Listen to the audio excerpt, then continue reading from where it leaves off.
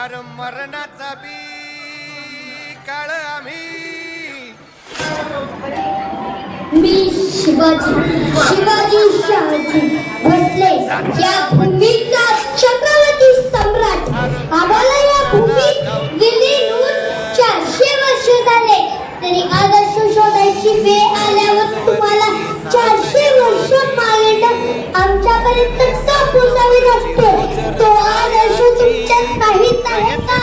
कसा असेल तुमच्या रक्तातच भेसळ झाली आणि तो आदर्श विकला गेला अवघ्या काही स्वार्थात. म्हणून आम्ही काल वाड्याच्या एकत्रेतच पडलो त्या राज्यात. तिकडे आम्ही जन्माला आलो, लढलो, खणलो, कालाखेर तुमच्या राज्यात पडलो. किती येते मला तुमच्या विचारांची, तुमच्या फुटक विचारांची खबरदारी. स्वराच्या मनात हे आमचं दिल्लीचं तख्तर असण्याचं स्वराज्य आहे. मंदिरगिरी करणारं नाही, राज्याला दिशा देणारं स्वराज्य आहे आमचं. क्षुल्लक स्वार्थासाठी राज्याला विकणारं नाही.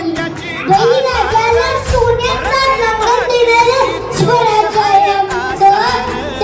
त्याला फाशीचा बोध देणारं नाही, सर्वसामान्य जनतेला गवंत करणारं स्वराज्य आहे आमचं.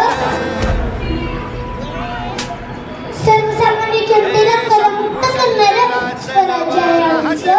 18 पगड बाळा, 18 पगड बाळा सर्वधर्मियांना घेऊन चालणारं स्वराज्य आहे आमचं. स्वराज्य आहे आमचं. आज 400 वर्ष आमची विचारपूर्ण उडवलेले किल्ल्यामध्ये स्वराज्य आहे आमचं.